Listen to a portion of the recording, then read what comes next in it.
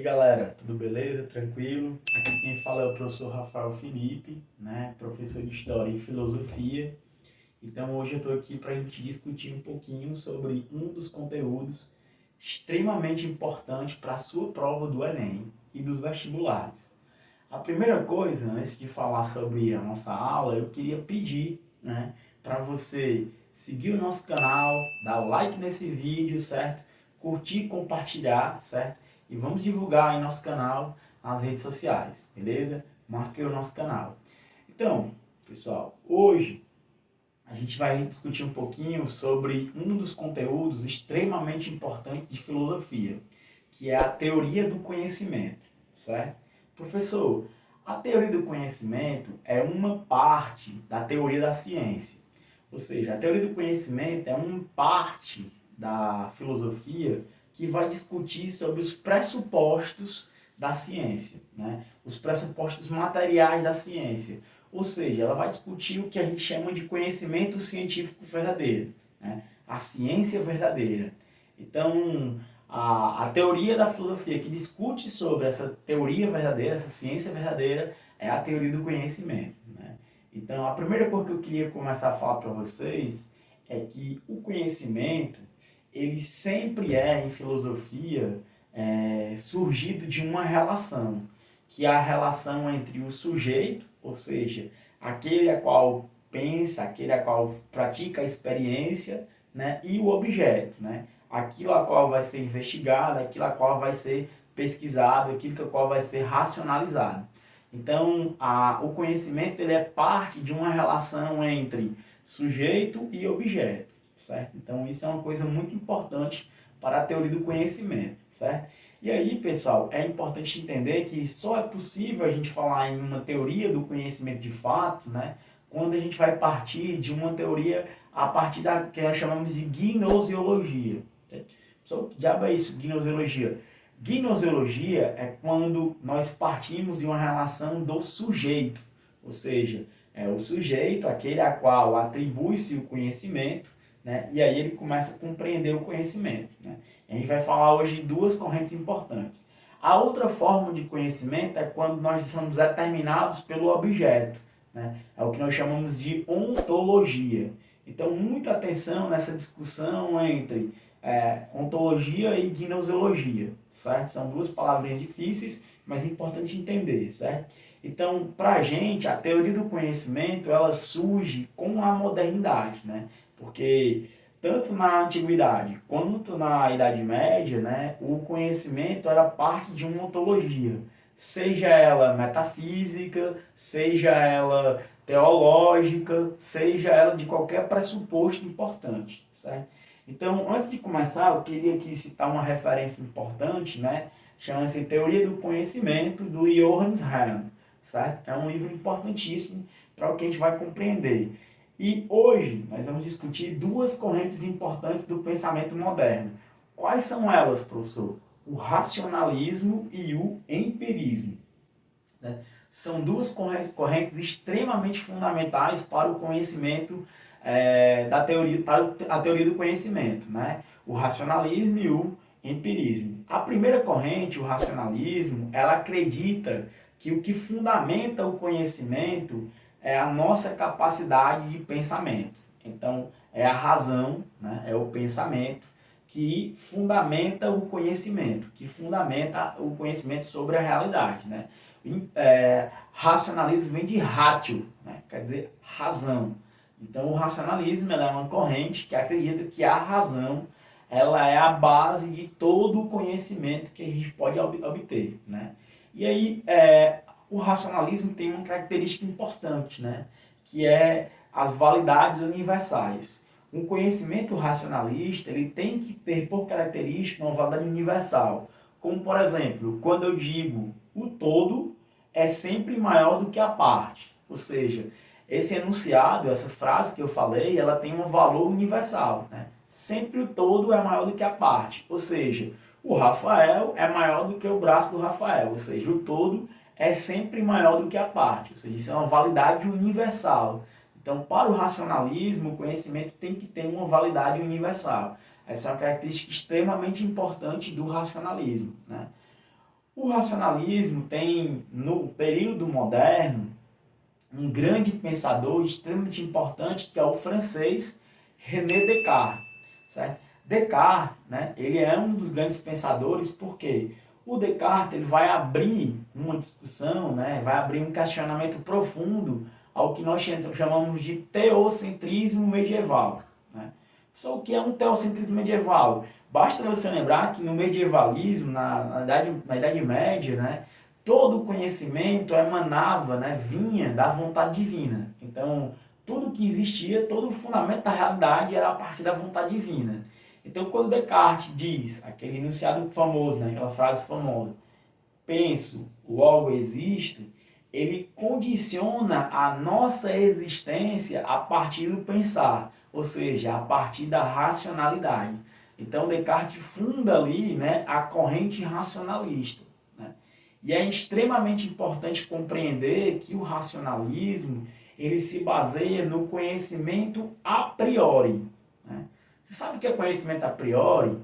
Conhecimento a priori é que as categorias, para o Descartes, ou seja, o conhecimento, ele existe inato ao homem. Ou seja, quando nós nascemos, né, quando o ser humano nasce, para Descartes, ele já nasce com conhecimentos, né, e esses conhecimentos são mediados pela razão, ou seja, nós já nascemos que ele chama de ideias inatas. São os conhecimentos universais que nós falamos um pouquinho mais cedo. Então, isso aí é o que a gente chama de conhecimento a priori. É uma das bases do pensamento racionalista, né? E é importante entender que esse pensamento racionalista ele surge, né, com base nos matemáticos, né? Porque a matemática se fundamenta, boa parte de suas coisas, né, em teoremas, em axiomas, né, que são formas que não precisam, por exemplo, de experiência de comprovação. São verdades concebidas a partir, né, do que eles chamam de verdades matemáticas. Então, o Descartes, por exemplo, era um grande matemático. Sabe? E a partir daí surge esse conhecimento inato, ou seja, o homem tem uma característica, né, que é a racionalidade, e é inata ao homem, é uma habilidade inerente ao homem, essas capacidades. Um dos grandes seguidores da corrente, posterior ao pensamento de Descartes, é Leibniz. Né? Ele vai pensar não como um conhecimento inato. Para ele, as ideias não eram inatas ao homem, mas eram germes, né, que existiam no ser humano como potencialidade. Ou seja, nós existíamos um conjunto de ideias, né, que elas poderiam ser desenvolvidas no ser humano. Então havia uma potencialidade nessas características. Então é muito importante compreender que essa corrente moderna, né, ela foi um grande passo para o desenvolvimento do conhecimento, né, de um conhecimento racional, do uso da razão, certo? Só que ela encai em alguns problemas, né? Qual é o problema professor, importante? É o possível dogmatismo, né? É acreditar que existem verdades, né, a priori, ou seja, existem verdades que existem de forma primária, né? E essas verdades não podem ser questionáveis porque elas são universais. Então, o racionalismo tem problemas na sua constituição filosófica. Ela cai aí, né, em uma condição, né, de dogmatismo, né? E a segunda corrente, que surge também na modernidade, né, e surge de uma forma a questionar o racionalismo, ela surge no século XVII, com um pensador inglês chamado John Locke, né, chama-se empirismo. Enquanto o racionalismo pensava que a característica fundante do conhecimento é a razão, o empirismo, que vem da palavra empiria, né, que quer dizer experiência, né, vai pensar que o que condiciona o conhecimento é a experiência. Né? O John Locke vai criar uma grande teoria chamada teoria da tábula rasa. O que é a teoria da tábula rasa, professor? A teoria da tábula rasa é que, para o John Locke, nós, seres humanos, né, somos como se fosse um papel em branco. Né? E são as nossas experiências, a nossa vida, né, as nossas relações com o cotidiano, as nossas formas de compreender, as nossas ações humanas, que vão construindo um conjunto de saberes, né, um conjunto de conhecimentos, né, que a gente pode chamar isso de conhecimento da realidade. Então, é a nossa experiência que vai levando ao surgimento de uma explicação da realidade. Então, enquanto o racionalismo fundamenta seu conhecimento na razão, o empirismo fundamenta o seu conhecimento na experiência. Vamos dar um exemplo, professor. Quando a gente fala, por exemplo, o sol aquece a pedra, certo? O sol aquece a pedra, eu posso compreender de duas formas. Ou toquei na pedra para perceber isso repetidamente, né? Ou seja, um conjunto de experiências, dias após dias, olhando para a pedra, tocando na pedra e sabendo que ela está quente, e aí eu vou saber repetidamente que o sol aquece a pedra, ou eu compreendo que a irradiação do sol, a partir do meu pensamento, né? A irradiação dos raios solares, né, aquecem a pedra, ou seja, são duas formas diferentes de compreender o conhecimento, né? E aí, pessoal, o empirismo, ele surge não dos matemáticos, mas ele surge do conhecimento das ciências naturais, né? Os físicos, os químicos, né? São extremamente importantes. Para ele, vocês sabem, por exemplo, que a experiência é fundamental. Então, por exemplo, no conhecimento empírico, né, no empirismo, eu não preciso ter categorias que sejam universais.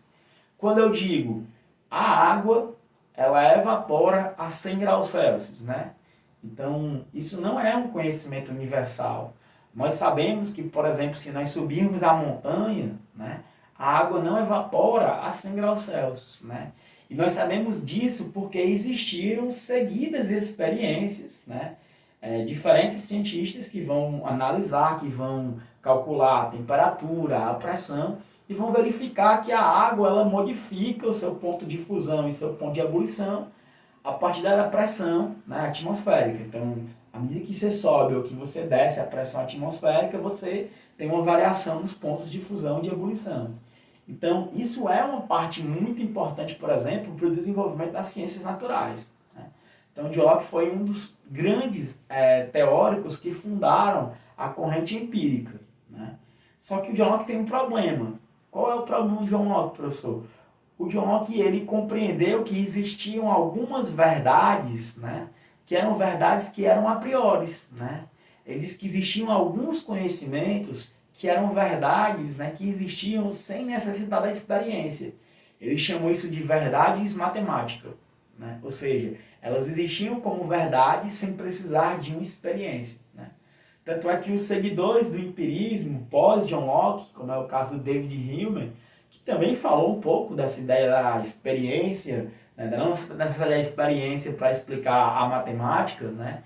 Ele vai compreender que o conhecimento se baseava em três coisas: na intuição, né, na impressão, né, na percepção e nas ideias, né?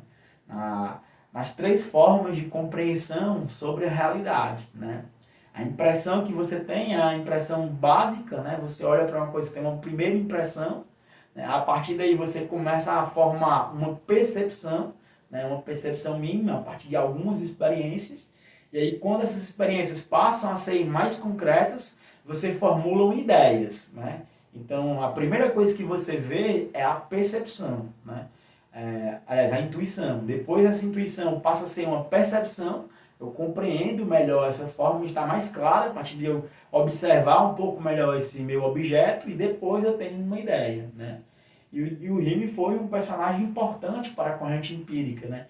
Que vão influenciar outros grandes pensadores, principalmente na Inglaterra. O Stuart Mill, por exemplo, certo? Então, essas duas correntes do conhecimento são extremamente importantes. O racionalismo e o empirismo. Só recapitulando basicamente, racionalismo acredita que a razão é o fundamento do conhecimento. Empirismo acredita que a experiência é o fundamento do conhecimento. Então são duas correntes distintas, certo? Duas correntes diferentes. É importante. Claro, né? Eu queria chamar a atenção também, isso até para a gente depois discutir um pouco melhor sobre isso, né? Que foi no século XVIII que o filósofo alemão Immanuel Kant ele vai fazer uma crítica, né, à compreensão dessas duas correntes e vai fundar ali uma nova corrente importante chamada criticismo, né? O criticismo que o Kant vai lançar a mão essa grande crítica no livro chamado Crítica da Razão Pura, né? Ele vai fazer uma crítica justamente a essas duas formas de conhecimento, tanto ao racionalismo quanto ao empirismo. Beleza?